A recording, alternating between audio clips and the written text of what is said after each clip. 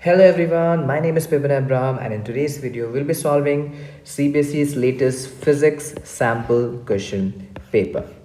Now this is for class 12 and in today's video we'll be focusing on section C of the sample question paper. By the way, section C is the last part of the question.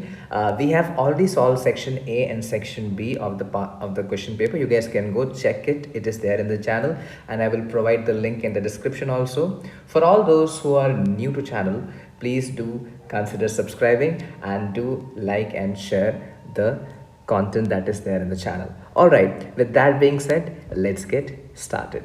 So this is section C of the latest CBSE sample question paper, right, for the physics subject. So let me just read it out. This section consists of 6 multiple choice questions with an overall choice to attempt any 5. All right, in case more than desirable number of questions are attempted, only first 5 will be considered for evaluation. So basically in section C you will be getting 6 questions, out of which you are supposed to attempt only 5 questions, right? And let's say by mistake you have attempted all the 6 questions, right, which is like highly unlikely, but still let's say you have attempted all of the 6 questions, then first 5 questions will be considered for evaluation. All right, okay, let's get to the first question of section C, which is like question number 50 of the paper, right? Okay, a small object with charge q and weight mg is attached to one end of a string of length L attached to a stationary support. Yes, so basically here is the figure. You guys can see the weight of this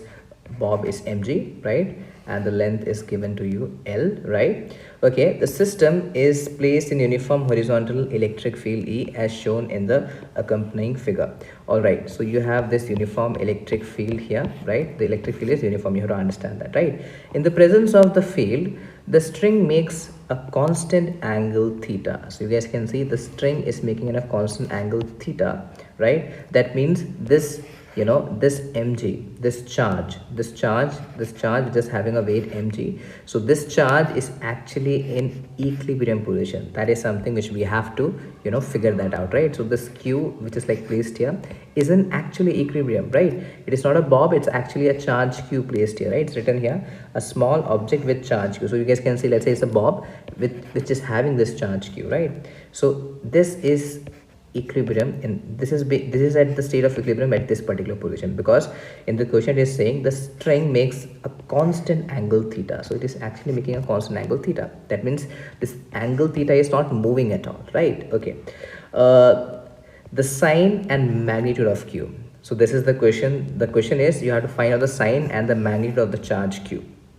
Now we can very nicely see here I have this mg. So mg will be acting in the downward direction, right? Okay, great. And because this is attached to a string, there will be a tension, right? And you guys can see tension will be having 2 components. One component will be in this direction, one component will be in that direction, right? If this is theta, then this angle must also be theta. So the tension will have t cos theta along that direction and t sin theta along this direction, right? And obviously, like I said, this is in equilibrium, right? So there must be one force here also, and that force will be electrostatic, right? So we all know that if the force, electrostatic force, is along the direction of your electric field, then this charge must be positive, because we know that when the positive charge is placed inside uniform electric field, then it experiences a force in the direction of force. That means the charge over here is actually positive. So one part of the question is actually understand. So the charge will be actually q times of e. So charge is actually positive. So you guys can see positive, positive, positive. So the third option is automatically false because it is talking about negative charge, right? So we have positive, positive, positive. So 1, 2 and 3, 1, 2 and 4. So the only thing that will give us an edge will be if we can find out the magnitude of the charge, right? Now how we can find out?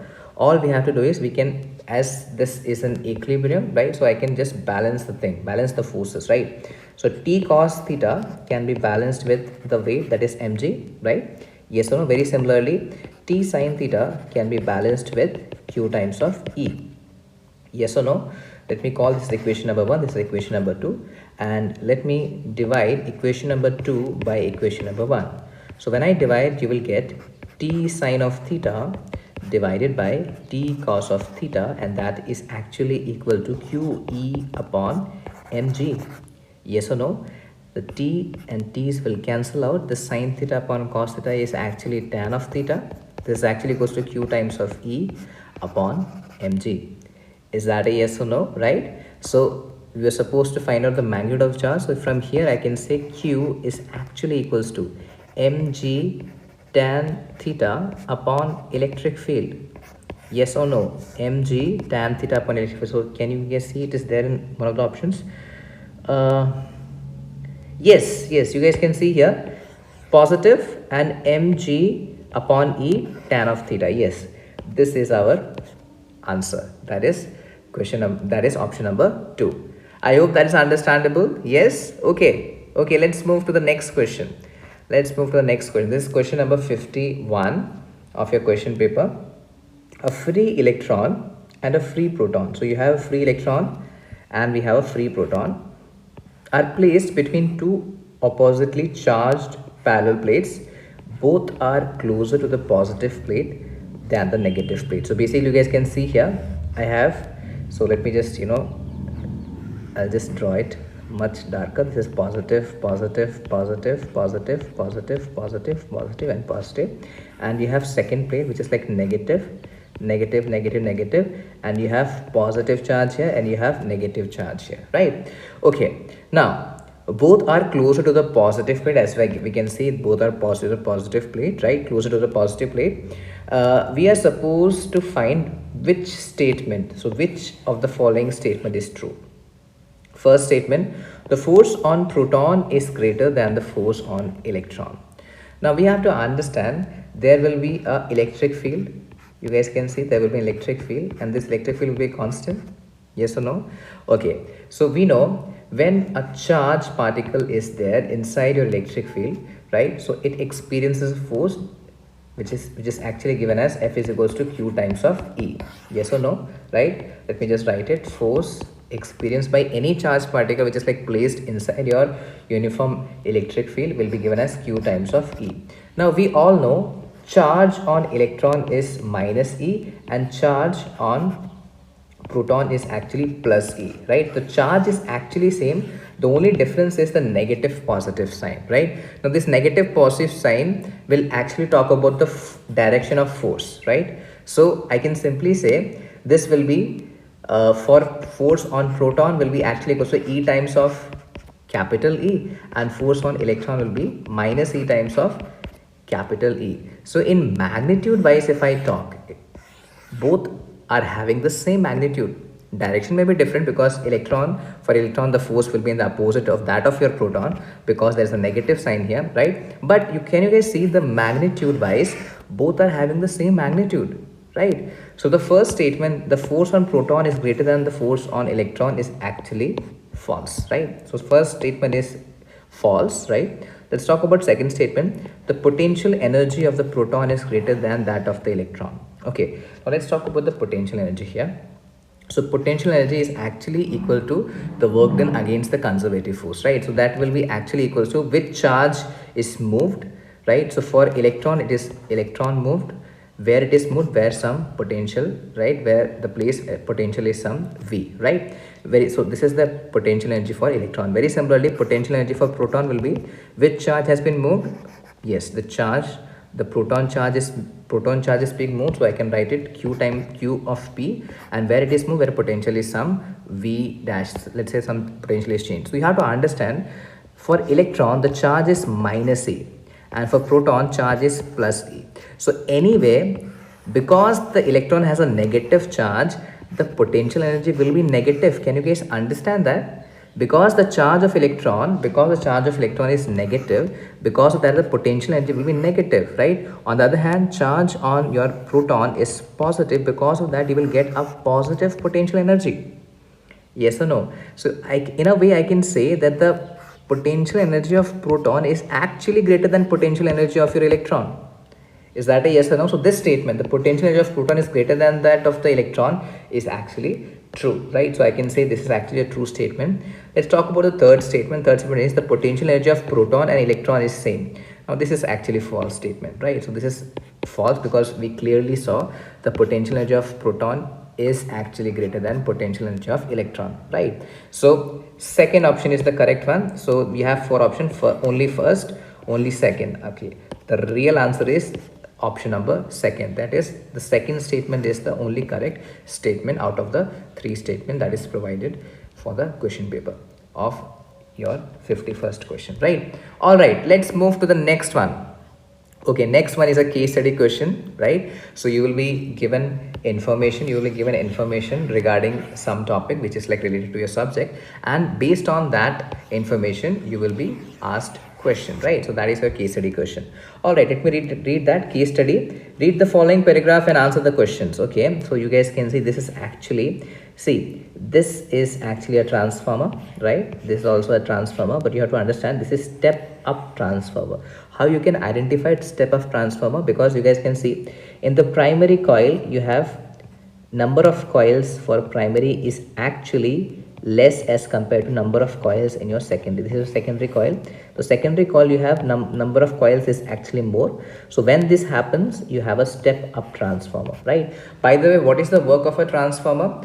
Transformer is a device, right, which convert your high voltage into low voltage, or your low voltage into high voltage, right? Both work it can do, right? But depending upon, so when a transformer which convert your high voltage into low voltage, you call it step down, STD, step down transformer, right? So for example, if a transformer is converting your low voltage into high voltage, you call it step up transformer, right?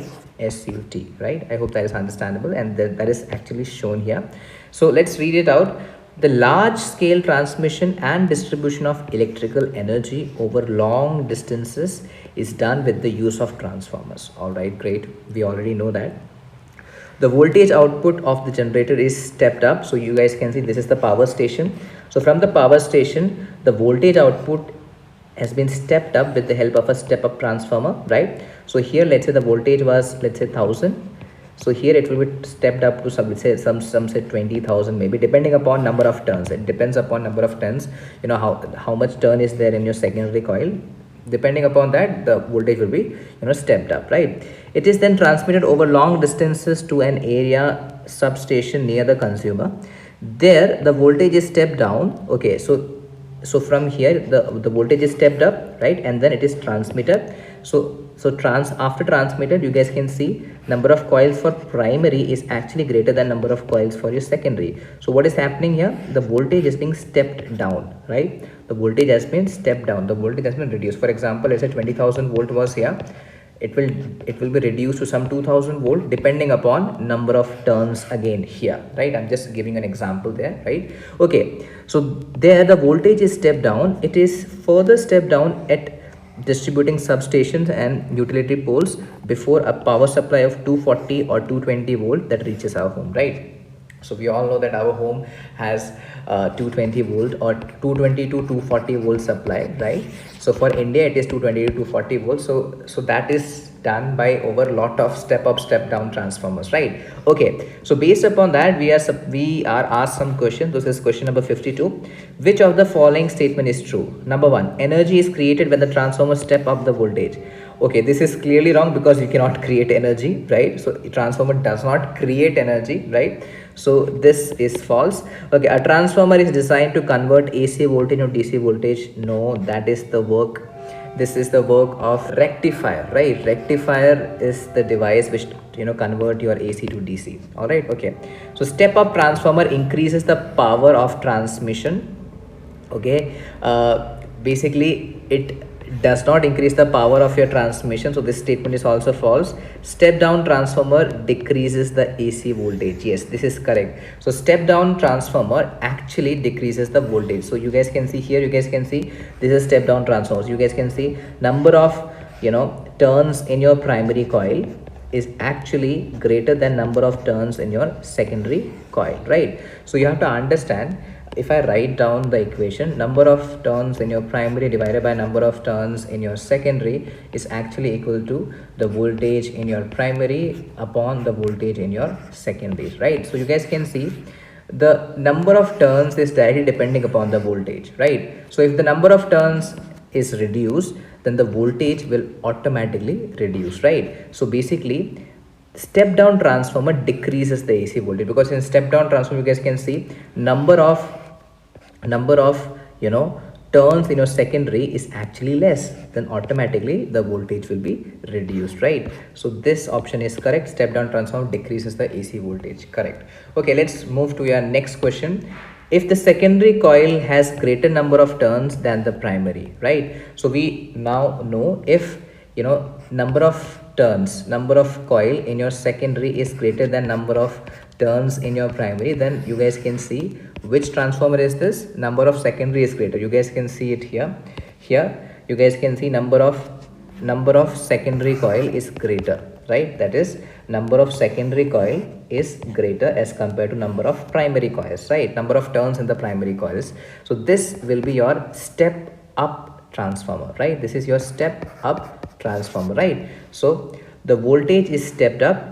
That is actually true, right? So voltage of your secondary will be greater than voltage of your primary, yes, and the arrangement is called step up transformer. I think first one is your answer, right? But still, let's go to our other options too.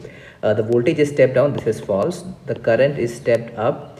See the relation between you guys can see number of turns in your primary divided by number of turns in your secondary is actually equals to voltage in your primary divided by voltage in your secondary is actually equal to current in your secondary divided by current in your primary. So there's an inverse relation. Right? So you guys can see here the current is stepped up. The current will be stepped up. That is actually false. Current will be stepped down, right? So this is actually false. Current is stepped down and arrangement is called step down transformer, right? Current will be stepped down, that is true, but arrangement it will not be called step down transformer. Arrangement will be called step up transformer. So this is also false, right? So answer is the voltage is stepped up.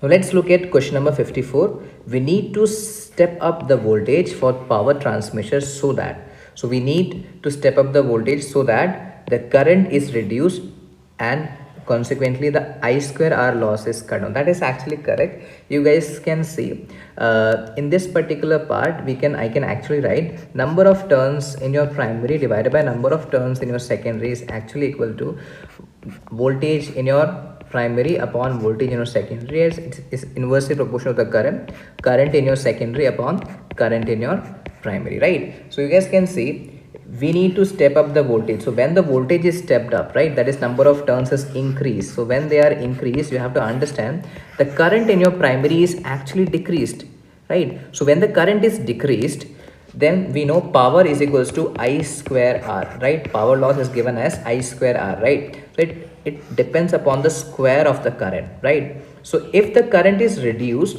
then the power loss will also be less. Yes or no? So basically the current is reduced and consequently the I square R loss is cut down. I think this is the answer, right? This is very accurately said. Second, let's look for other option too. The voltage is increased.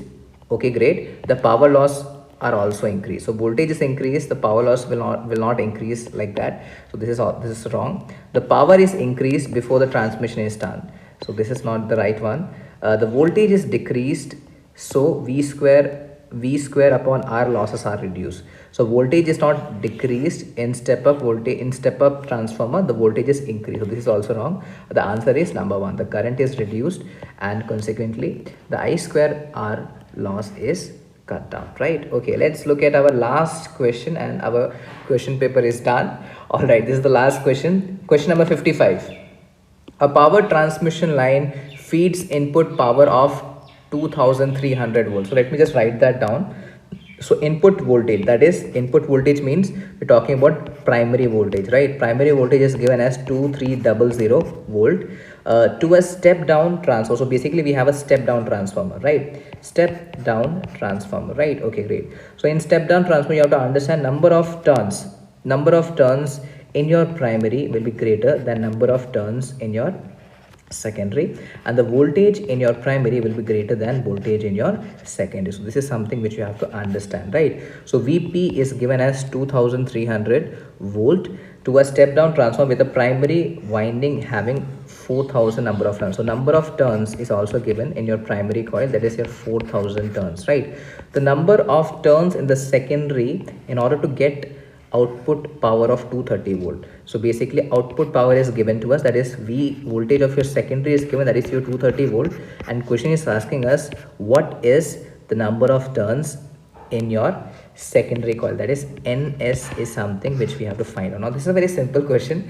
So we know the formula here, number of turns in your primary upon number of turns in your secondary is actually equal to voltage in your primary upon voltage in your secondary. Now number of turns in your primary is given to us, that is 4,000, right? So 4,000 divided by number of turns in your secondary, which is something which I have to find out, right? That is equal to voltage in your primary, it is given to us, that is 2300 divided by voltage in your secondary, which is also given 230 volt, right? 230. So this is cancelled out, this is 10 here. So I can write number of turns in your secondary is actually equal to 4,000 upon 10. Or I can simply say number of turns in your secondary should be equal to 400, right?